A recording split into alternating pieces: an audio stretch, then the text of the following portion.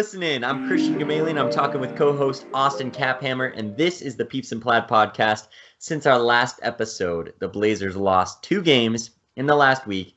After being up by 21 halfway through the third quarter, they let the 76ers claw their way back, and after Anthony Simons hit a would-be game-winning 3, Furkan Korkmaz hit a wide-open 3 to win the game. Okay, forgive me on that last name.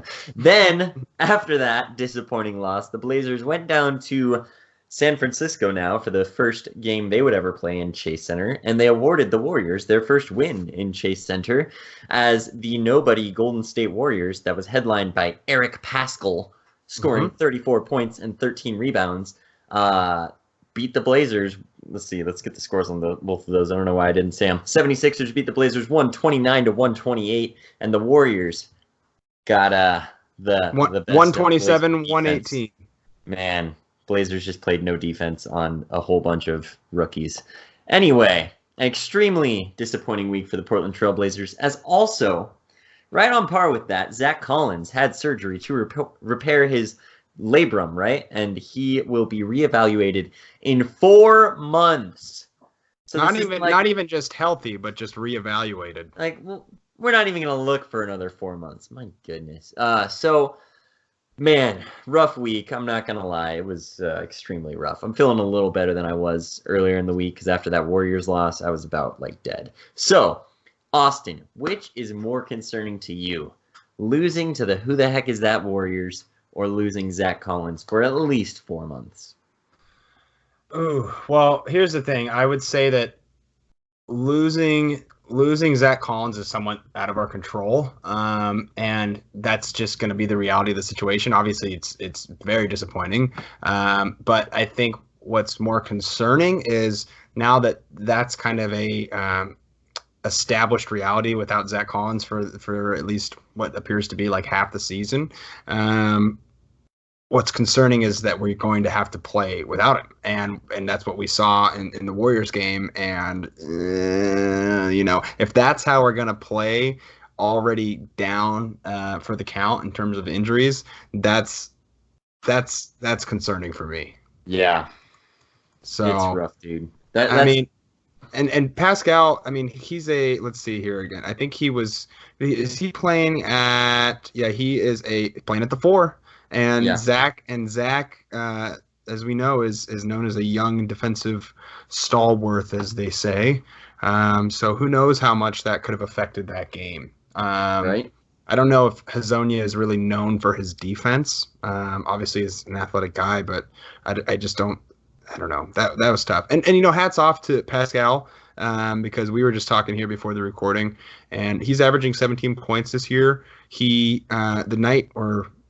so 2 nights before he played Portland on the 4th, he played Charlotte, and granted he played 5 less minutes, 35 rather than 40, but he still had a 25-point game against Charlotte the 2 nights prior, and then he opened up the season with a 20-point game against Phoenix. So, this he's good. We can't just say obviously the Blazers shouldn't have lost that game, but I think that Pascal's.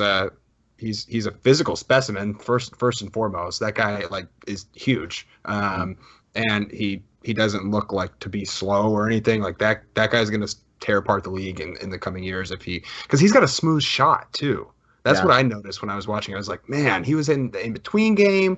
I think I saw him hit 2 balls behind the arc. I was like, oh man, he was getting some good putbacks too. He was getting a rebound and putting it right back up. Yeah. And I heard someone saying he's like a poor man's, I guess is the way you say it, poor man's Zion Williamson, which man, he was athletic. He was moving. He was, beating up the Blazers team. So that was rough. Yep.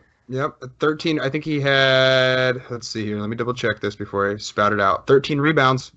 So that's 34 points and 13 rebounds. Yep. That's just wrecking. He put in work. Man, it's rough. I saw something. The Blazers were the last team. Well, the Warriors' last win in Oracle and their first win in the Chase Center. It's like, just disgusting. And did you hear about how Dame kind of had a pretty doom and gloom comment prior to the game in the Chase Center? He said something along the lines of, I grew up in or playing or watching games of the Oracle, and there's just no history here. It's odd or something to that effect. It's crazy, dude. And then Dame during the game was visibly frustrated, as he should be, because I was visibly frustrated, and I have no part of that game. Dame, he's putting in his blood, sweat, and tears. He scored 39 that game, right? And the rest of the team just doesn't show up. I mean, Dame's been playing like the MVP of the league. I mean, LeBron's getting triple doubles like crazy. Giannis is setting records already, but Dame's doing everything he can do to win MVP right now, and the rest of the team just isn't really showing up. It's like bits and pieces every night, and CJ's shooting is still down. He's had only like 1 or 2 decent games so far, really. It's just been rough, man. Pretty spotty on his part. So I'm looking at the box score right now. Let's see. It looks like Whiteside was 10 for 14 for 22 points and 11 rebounds. Whiteside, his numbers are there in the box score, but he's not playing like he's pulling an Ennis Cantor. He's not playing defense well. Like it's like you can get rebounds and you can get blocks, but if that's all you're going for, you're not really helping the team because you can get those numbers if that's what you're focused on. If you're focused on like playing behind the guy and getting the block from behind, like that's different than actually playing good defense and sticking with your man. So hopefully it's something that I noticed that too. Too. He really was not moving his feet. And Rodney Hood 1 for 8. I mean, Tolliver 1 for 5. I saw him miss a couple open shots. McCollum 6 for 16. And Hood pushed Jordan Poole. So I mean, Whiteside got in a little scrum, is that a word? That's the word for like rugby, right? Whiteside was like messing around with some dude under the basket. I don't know, some no name on the Warriors. And then what's his name? Rodney Hood at half court, like I think it was just before this. I don't know. He pushed Jordan Poole just like seemingly out of nowhere. He just pushes him. Like he's not even part of the play and he just pushes him. So he got a flagrant 1 after the game when they saw that. Is that we should maybe find some podcasters from his previous markets and ask if that's characteristic, because I have been watching the NBA for a couple years now, and I've loved watching Rodney's game even when he was in Utah, and I never really saw any of that. And he's not really a flashy social media guy or what. Anytime you hear him, he's like, I'm just about my family. He seems like the nicest guy. So that was so weird for me to see that. Yeah, like I'm a pretty nice guy, and I was like, if I was out on the court, I'd probably be pushing these Warriors players too, because this is just frustrating. Like imagine like you're the Western Conference Finals team, that's like slightly different, against they are the Finals team, the Warriors, but literally no one who played in that game. Like they lost 6 previous All-Stars from last year were not playing. Steph Curry, like they weren't all-Stars last year. Steph Curry, Clay, KD, Draymond wasn't playing either, DeMarcus Cousins, Andre Iguodala, and they lost, Sean Livingston, and I'm pretty sure D'Angelo Russell hasn't been playing like the last 3 games, right? So yes. Yeah. 6 All-Stars plus another last year All-Star who was added to the team. None of them are playing. So 7 All-Stars that have played in the Warriors in the last 6 months, not in that game, and the Blazers lost it. It's like and it looks like we won the turnover battle. They had 10 turnovers, and we only had 6. It looks like for the whole game. So I'm trying to. It's really just poor shooting. It's poor shooting and obviously poor defense. Yeah. But I'm just going to go down the line really quick. Tolliver 1 for 5, Hood 1 for 8. Whiteside 10 for 14, but we talked about things that didn't show up in the stat sheet that night. Lillard 15 for 26, 5 for 13 on threes. So that's high volume, but it's not terrible. Yeah. And then McCollum 6 for 16, 2 for 6 on 3-pointers. Labissiere 2 for 8. Hazonia 4 for 6. I think we saw some things that we liked from him in that game. But I think Lamar Hurd made a really good point just talking about how that was really his game to play. I think he said maybe that was actually against the 76ers. That actually was probably against the 76ers. Hazonia did great against the Sixers. Yeah. But, that being said, he did great against the Sixers. It probably assisted him when moving into that next game where, I think it was still a little bit of a No, it wasn't his running gun. It definitely wasn't. But who knows? Moral of the story: 4 for 6 for Hazonia, 3 for 5 on 3-point shooting. That's not something we've seen, and too much out of him. Gary Trent had, I think, one good pass I saw down low, but other than that, 0 for 2. Simons, 5 for 10. I think he's picking up. If you listen to our episodes, a week or two ago, that was kind of a concern the first game or two. But I think he's starting to get his wings under him a little bit. Bazemore went 3 for 10, which is norm, and 1 for 6 behind the arc. We can't have that. Like if he's not Bazemore. I tweeted about this. I swear. I would like a number. I need to look into this. Mm-hmm. How many of his turnovers have actually turned into points? I'm like almost positive there's maybe been like 1 or 2 that have actually turned into a made shot. He's had so many steals this year, and every time it's either him turning it over or like it gets passed to Whiteside and Whiteside turns it over. It's like he seems like he's almost too athletic for his handle sometimes. It's just like me. I mean, but that's fine if he wants to go 3 for 10, and I know that's probably a red flag to a lot of people, but 1 for 6 on 3-pointers, I'm not okay with. But the reason I say that's fine if he goes 3 for 10 is if he has those 5 steal, which is not something we should get accustomed to. That's outrageous. But let's just say 3 to 4 steals a night. If he goes like 30 to 40% on field goals, it's like, take the good and leave the bad. But here's the problem, Christian. He had 1 steal in that game, and that's just not gonna do it. So that's down the line for us. I mean, for them, I'm not seeing the only person who really played poorly and shot poorly for the Warriors was Jordan Poole, 3 for 16. He has really struggled with his shooting to start the season, but he also had 8. He went 8 for 8 on free throws. So even on that very poor shooting, everybody else on their team shot. They were hitting every single free throw. It's ridiculous. My goodness. Okay. And let me. I won't break it down quite as much as I did with the Blazers, but I'll just run through them real quick too. Pascal, 11 for 19. Robinson III, 2 for 5. But once again, there was that awareness for him where it was like, rather than just keep shooting, he was like, okay, everybody else is making shots. I don't need to be this guy for us right now. Cauley Stein, 4 for 5. Bowman, 9 for 14. Jordan Poole, we already talked about that, 3 for 16, but he had 8 for 8 free throws at the line. Then we had Spellman, 3 for 4. Marquise Chris, 2 for 3. Burks went 4 for 12, but once again, he almost hit all of his 5 free throws, going 4 for 5 from the line. And then Lee, 4 for 8. So that's a defensive issue. Defensive issue. And it's just crazy. We need to have Tori on here soon because I want to hear, and we're going to have some college ball players on next week, more than likely, that will talk a little bit more about the X's and O's about this, because I don't know how you can go through a game against 5. Don't get me wrong, it's the NBA. These guys are there to compete. But how do you have 6 turnovers? 6 turnovers. That's like half of what is permissible by most NBA coach standards, or the average in the NBA being, I think, like between 10 and 12 a game. How do you turn the ball over 6 times but not win? I have an idea. It's there's not enough assist going. There's not enough passing. Let's look at that. Let's look at the assist. Well, the big thing was just defense. The Warriors were getting through everything. Like that was the main issue. Is the Blazers, sure, like they could make shots sometimes. Like Dame was wrecking, of course, but like if the Warriors are scoring on the other end like every single time, you're not going to win no matter how many shots you make, no matter how many blocks you get. If the Warriors keep rebounding and scoring, it's not going to turn into a win for you. We had 16 assists as a team. I shouldn't say we. The Trailblazers had 16 assists as a team, and the Warriors had 28.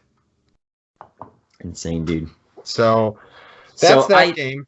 Dude, yeah, I literally don't want to talk about that game whatsoever. I just hated it, and the Blazers need to move on, and I can't wait any longer. This Clippers game is about to start, and I'm stoked for the Blazers to probably not win, but hopefully look good. That's all I care about, because Blazers have injuries, all that. Kawhi, they're coming off a back-to-back. Harrell was killing in last night's game, but Kawhi rested, load management, all that crap. But it's too bad that it's in Los Angeles, because it'll be really fun to watch Mo's return. I think he'll have a pretty warm welcome in Portland. Yeah, well, we'll see. I mean, there was a lot of ups and downs with Mo. I was a big fan of his. I love Mo Harkless, but I was one of his biggest critics last year, if you listen to our recordings. But I think once reality settles in, you realize these guys are people. They have to pick up, move everything, and they've given their blood, sweat, and tears. It's like Mo was never a problem in the locker room. Enes Kanter, as much as I love how hard he worked, shoulder issues, social justice, working with Whited and all that stuff, I still had a very just not settling feeling with his departure. It just seemed very disingenuous, his time in Portland. And so, like, when Enes Kanter comes back, even yet and still, I'm not going to be like, I'm gonna be like, oh, cool. But I think Mo is really a cult favorite in Portland. Yeah, I mean, I liked him on the Magic. It was him and Aaron Aflalo that I was a big fan of, both of them, and the Blazers were able to get both of them, and I was stoked about it. But, dude, Blazers 76ers game, I was at this game. It was insane. The Blazers were up by 21 in the third quarter. Dame was on fire. He couldn't miss anything, and I was so mad because guess what? Denver game, 76ers game. Those are only 2 home games the Blazers have had. They've lost both of them. They're the only team in the league that hasn't won at home yet, which is ridiculous. But both times, Damian absolutely deserved MVP chance, and both times he didn't go to the line late in the game. And at the 76ers game, he was 8 for 11 from 3-point. How insane is that? He was 11 for 16 That was overall. the most. That's the most this season, I think, at least to that date by a single player. It might still be. I'm not sure. Yeah, Damian was just wrecking. This guy, he's the best basketball player that Portland is like ever going to see, probably, because this guy is just ridiculous. I love watching him no matter what, as frustrating as it is to watch the rest of the team sink these games. Damian Lillard is amazing. I don't know, Christian. I don't know if you can see this. I just interrupted you again, but let me know if you can see this graph as I bring it closer. Yes, I can see the graph. Yeah. Okay, so ranging towards the bottom on ESPN. I'll do that one more time here. So the entire game, it appears that Portland is favored at least 50% or more. Look at the end of that graph. Yeah. It was like it was literally. It was Portland's game to win after, let's see, I'm doing some, 11 minutes left in the third. Portland had an 82.7% chance by ESPN standards to win the game. Now, they got 76ers got a little bit of comeback, and then 8 minutes and 25 seconds left in the fourth. Portland had a 71% chance. Let's see where that up spike goes. Minute and 28 seconds. Oh man! Dude. Then you just see this sharp, and then it goes all the way to let's see, CJ McCollum misses. Well, pretty much right when Anthony makes that shot, we were at least 58%, and then the game's over after 2 seconds. And it obviously spikes up to that 100, but. How disappointing. Yeah, and that game, last week on the pod, I said the Blazers have 2 games this next week. They need to win them both. Like, they should win them both. I wasn't saying they were must-win games, but I was saying with Embiid suspended, the Blazers need to capitalize and win that game. With the Warriors being what the Warriors are, and with the Blazers situation where they're trying to get some wins and build some momentum and build team chemistry, they should win that game too. Losing both of these games absolutely sucked. The 76ers game was a little more acceptable, though, because Whiteside didn't play. I can understand, Whiteside hyperextended his knee the game before. I do air quotes just because, in my mind, I feel like that should take you out for longer if you actually hyperextended your knee, but I'm not a doctor. Yes, so I was, okay with losing that game on the whole. Okay, Whiteside's not going to be able to dominate. The Blazers are short on big men with Zach Collins out still. Al Horford's still really good at basketball.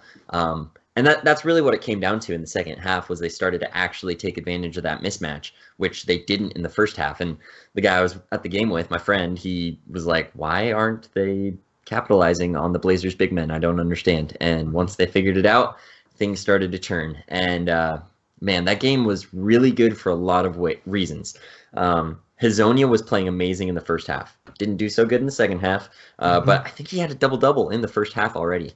And he was just playing great and doing a lot of things I haven't seen him do outside of that. He was playing with confidence that he had in the preseason. And Dame was just absolutely wrecking. And Rodney Hood was killing too. But Rodney went down with an elbow injury. Like I don't even remember. He hit the floor and his elbow was hurting. And it was like, oh shoot, he was on the floor for a while. And then he was running through, there was someone guarding and another guy screening. And he was running in between the two and he got caught. And it looked like he really injured his knee.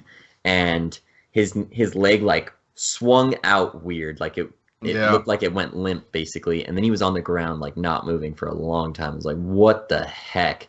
Turns out it was just a bone bruise. Okay, that's crazy. Or they called it a thigh contusion or something after a day. Well, I hope we're not getting this mixed up, because to your earlier point that a true knee hyperextension, and once again, obviously, almost goes without saying that neither of us are doctors, but by ESPN's listing here in the box score, it says Whiteside did not play -bone bruise, left knee.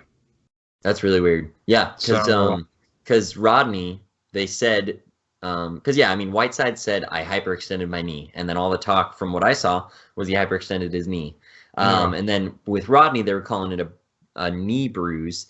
And then the next day, they switched it to either thigh or quadricep contusion, something like that. But yeah, he's okay now, which is great. But Rodney was killing in that game. He had, I think, 25 points. He was just doing everything, making all his shots. He was 9 for 11. And he was just playing with heart. I mean, coming back from that elbow injury after it looked like he was really crippled. But he, came back and played awesome, and unfortunately had to leave after that leg injury. But he went 9 for 11. He led the team. He had 9 for 11 on 25 points. And even though Dame had 33, he led the team in plus minus at plus 10. Yeah. Dame had +7. Let's see here. Dame went 11 for 16, and that was the 8 for 3 shooting on the threes too. So CJ 6 for 15, 0 for 4 from behind the arc. Yep. Tolliver 2 for 6. So Tolliver that's the thing is Tolliver has things to contribute for this team.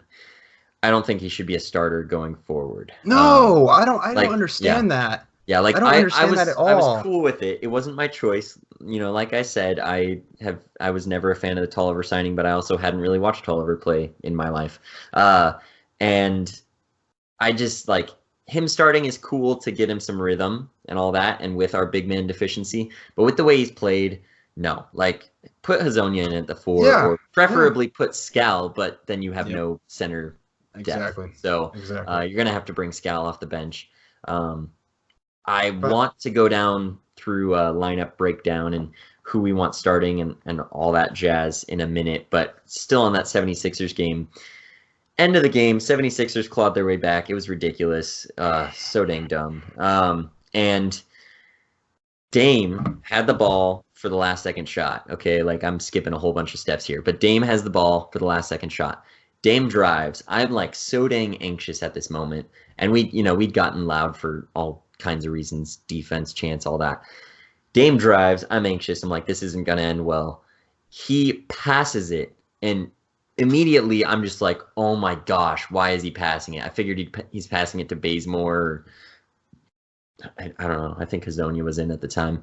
And he passes it to Simons. And Simons shoots. And Simons makes it.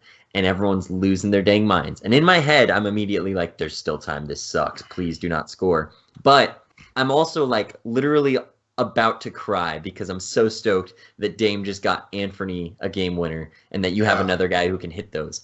And it was just an amazing moment in the Moda Center to see Simons hit that shot. It was just wild. And Simons had an insane block earlier that game. Just like, shoot, I don't know who had the ball, but they just drove right past. It was probably Josh Richardson. Drove right past Kent Bazemore, and I'm like, oh dang, there's another easy shot. Oh yeah, he climbed the ladder. Dude, climbed the ladder. Simons and said, went "Get way out up. of here." He was like on the other side of the basket. Yeah. He sprints up, jumps, blocks it. It was so sick, dude. So Simons definitely put in work. He had a negative plus minus, and I don't think he had the best shooting numbers, but he played big, and that was awesome to see. I mean, he was 4 for 6. Yeah, so we did great. And then Lamar drew the arrow into the court. I texted you this after the game. Yeah. Because I had FaceTimed you after Simons had hit that winner. I had a friend who had messaged me, and I was like, "It's over. It's blah, blah, blah." And then Lamar drew the yellow arrow on the screen. If anybody was watching the NBC Northwest broadcast, and it was like, "You really just got to watch out for this one shot right here in the corner." That's why. And I think it was Gal that was guarding the inbound passer. That was just blatantly angled right for that corner three. Yes. And yep. I'm gonna have to go back and watch that film here. I think it was Dame that was covering Korkmaz, and someone screened Dame, and Tolliver should have switched, and Tolliver just stood there and committed to his man, which was absolutely wrong because Furkan Korkmaz was wide open for 3, and he nailed it. And that was like, I mean, who else did they have on the floor at that time? I mean, who else are you gonna? Like I said, not I Ben probably Simmons. Yeah, that was just terrible. But they supposedly the Blazers had a day off scheduled either yesterday or the day before in LA, and they spent the whole day watching film. So yeah, they nixed that. That's the word I'm looking for. Yeah. So Montrezl Harrell and Lou Williams had 34 points each to pull out that game though in Milwaukee. So. Yeah, we'll see what happens tonight. Yeah, luckily, I mean, the Clippers are going to be hungry for a win. Kawhi, I think, intentionally planned, hey, let's make sure that we win the one we should win, and then if they can win against the Bucks, sure. So I think they're going to do whatever they can to win this game. Obviously, everyone wants to win every game. But, yeah, I expect the Clippers to win this one, and I'm okay with that. But I want the Blazers to play strong, play scrappy defense. We'll see what they come up with. But, man, yeah, that 76ers game was disappointing, and that Warriors game was even worse. Well, and Kawhi's a mid-range master. So here's what I'm looking for tonight, and these are going to be either ice cold or hot takes tomorrow, given what occurs here after we record and watch this Clippers game. But Kawhi is the mid-range master, and that bodes well for them in that. You know, he's not going to be, for him specifically, because he's their star player and he won't necessarily need to go down low against Hassan too much. What doesn't bode well for us is, even though Hassan has size on Montrezl Harrell, he has probably like 20% the motor that Montrezl Harrell has. And that's not even a super knock to Hassan's work ethic. It's a combination of him being maybe a little bit slow to the ball. Maybe he was getting a little bit healthy last time. But also is a testament to Montrezl Harrell being Montrezl Harrell. I think that we're going to need to see a game out of CJ tonight for a win. I think that because Pat Bev's going to be guarding Dame, and it's going to CJ's going to have to play tonight, and Anthony's going to have to hold his own in that second unit, and our front court. Fortunately, they're not a front court dominant team. Yeah, right. It's Montrezl Harrell's got. He's got energy, he's got hustle plays, but they're not, Whiteside could potentially go off if he takes advantage. We'll see. Yeah, we will see. So as far as the lineup the Blazers have, because we talked about, we don't necessarily want Tolliver starting. Hazonia started that game against the 76ers, which was great. It worked out really well. But he started alongside Tolliver? Yeah, Tolliver started at center, which was, whatever. But when I look at this lineup, I'm like, okay, the Blazers basically have 10 players right now because of injuries. Pau Gasol, Nurkic, Collins, they're all injured. Jalen Horde isn't playing, and Nasir Little isn't playing because he's super raw right now. But they have basically 2 at each position. Damian, Anthony Simons at the point guard. CJ, Gary Trent Jr. I hope my point in saying this is the players that I want to play more. I hope Trent gets into a little bit of a rhythm and can actually bring in more guard minutes. For now, it's basically going to be Simons and Bazemore doing that. But at small forward, Hood and Bazemore. Power forward, Hazonia and Tolliver. And center, Whiteside and Scal. I would like to see a starting lineup of Dame, CJ, Hood, Hazonia, and Whiteside. I don't want Tolliver starting in place of Hazonia. I want Hazonia starting. Mm-hmm. Finishing the game, however, if everything works out with fouls, I mean, it's a thin lineup as is, so if someone's in foul trouble, you got to go with what you can go with. Mm-hmm. But I would like to see finishing the game in almost every scenario. I want Scal instead of Hazonia. It doesn't make sense to start Scal because you need someone to come off the bench for Whiteside. But at the end of the game, if they're both rested enough, I want to see Scal next to Whiteside because Scal is putting in great energy throughout the game. Whiteside hasn't looked too good on the rebounds. He just has a dominant body that's there to get the rebounds, but he's not always positioning himself well, whereas Scal's done that pretty well this season. But yeah, I mean, Scal's been playing great in-your-face defense, whereas Whiteside's kind of just going after blocks and getting lazy sometimes. So I expect better from Whiteside. I think he'll step it up. I think Dame is going to have quite a fire that he's lighting under these guys after the last two games, especially after the Warriors game. But yeah, I mean, this is a big turning point for the Blazers because they're 3-4 right now. It's not time to panic. Everyone's freaking out. I'm panicking because of Zach Collins' injury, not because of the game they lost. Like, losing a game at the start of the season isn't that big a deal. You look back to LeBron James on the Heat when they lost to the 76ers and Michael Carter-Williams nearly got a quadruple-double. Like, start of the season, things happen. Young players are ready to run fast. And that's what happened to the Blazers. So matchup predictor here on ESPN is reading 36.4% chance for a dub for Portland and 63.6 for the Clippers. That sounds good to me. And that's the thing is, in the short term, the Blazers should be able to hold their own. If they continue to not have any depth, if Pau Gasol doesn't come back from injury, that's pretty much all he got. Shoot.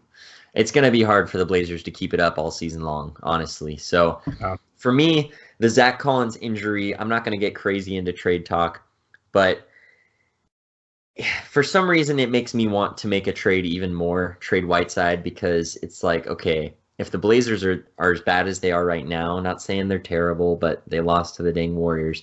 If they're as bad as they are right now, you're not going to want to, like, in my eyes, the only reason to keep Whiteside is if you're like serious title contenders with him playing. Like, oh my gosh, if you get rid of Whiteside, that might throw a wrench in and you just ruin something amazing. Yeah. It doesn't look like that's how things are going to go this season. It's very, very much possible. Dame's an awesome leader and this team has good pieces, but doesn't look that way. So to me, I'm like, okay, if you're going to have this team minus Whiteside and minus Bazemore plus some mediocre free agent signing, that's not very promising. Luckily, of course, they'll have Nurk and Zach back if everything goes well, which is it will improve the team from what they are now. But it's like if you can trade one or two of those guys for someone that's decent and is going to stick with the team for the next 2-3 years, you got to do it. So I'm just going to say that right now for trade talk. Yeah. Well, I guess we'll see what occurs this evening, my friend. Yeah, unfortunately, we are not able to cover this Clippers game in this episode, but we'll get it in the next one. What else is coming up for the Blazers in the next week? They have the Nets tomorrow night. So it's a back-to-back against the Nets. I'll be at that game. And then, and that's at home. And then another home game against the Hawks. I'm predicting one of these two will be the first win for the Blazers at home this season. The Nets, it's going to be tough. It's going to be... Like I said, I want the Blazers to put in a lot of energy against the Clippers so I can understand if they're gassed against the Nets. It would obviously suck to lose against the Clippers and to lose against the Nets. But, yeah, I expect a win against the Hawks. John Collins is now suspended for 25 games for PEDs. I don't know if how that works with if he's appealing or what. But, yeah, if he's not playing, I definitely expect the Blazers to win. But we'll see. It'll be awesome to see Dame and Trae Young go at it. And then to finish out the week next week, Shoot, another back-to-back. My goodness. Woo! It's going to be another, like, last week was 4 games. This last week was 2 games, and then next week's going to be 5 games. Dang. Blazers, Clippers, Blazers, Nets, Blazers, Hawks, Blazers, Kings, Blazers, Raptors. I don't know, man.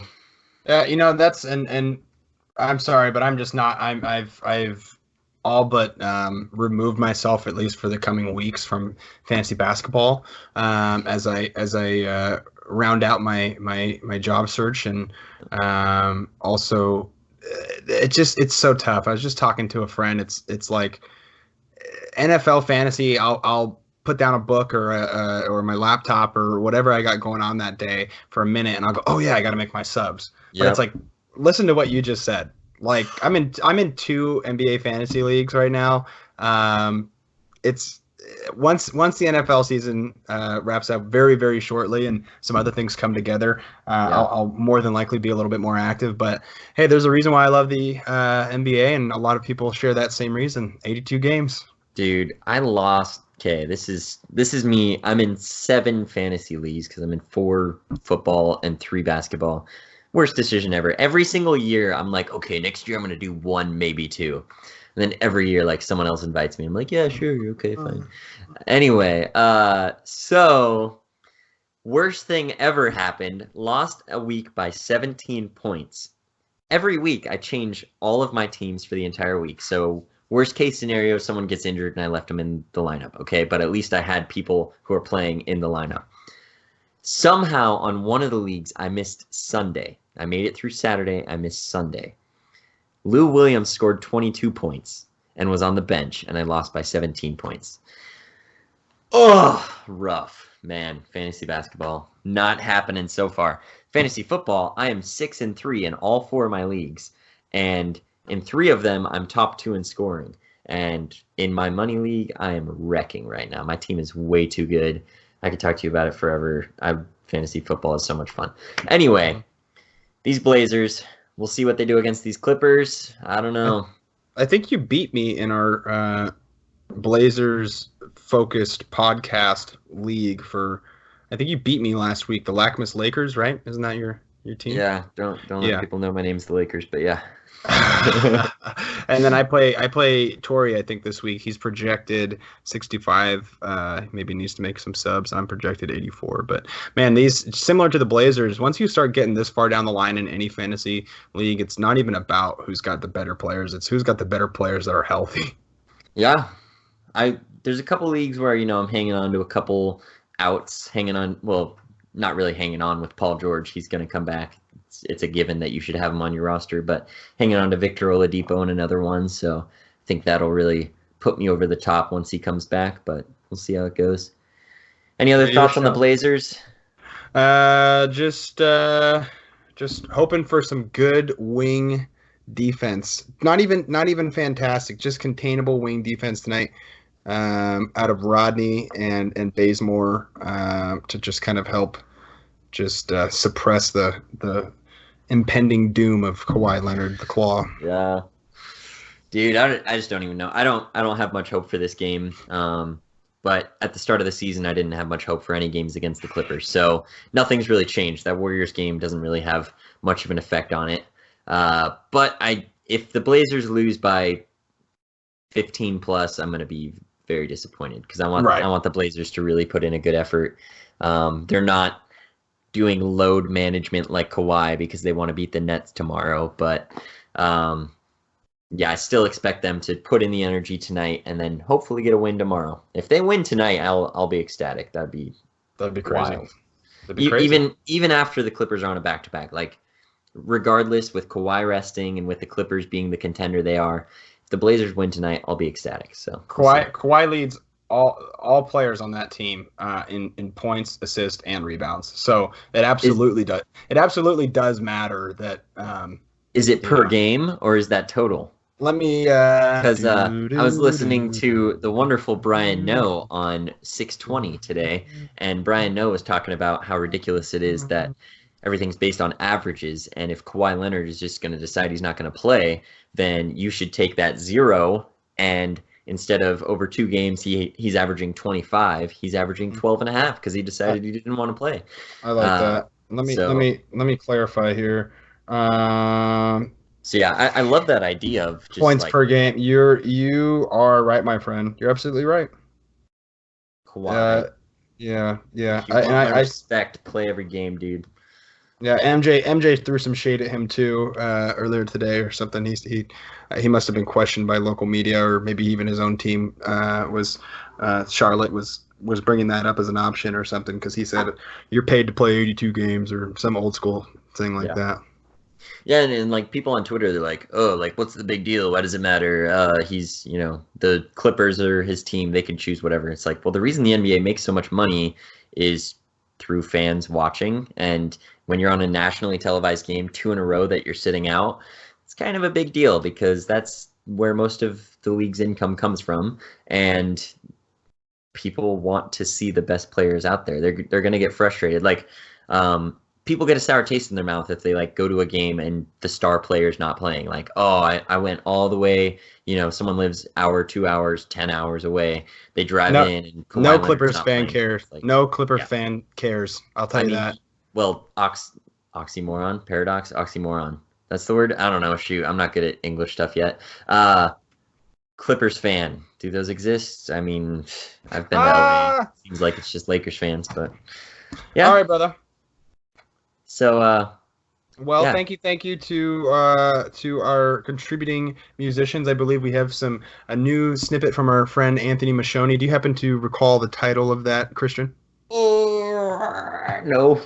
Okay, well, I will go ahead with the other social handles and other information while you go ahead and locate that for us. Go ahead and find us on Apple Podcast, Google Podcast, Spotify, Anchor FM, Peeps and Plaid on Twitter, Instagram, and we tend to, as an individual, I'll post in a couple different Blazer communities on Facebook. If you have any good Blazer communities to recommend, no matter the medium, go ahead and let us know. And we always like to immerse ourselves in the digital Blazers sphere or something like that.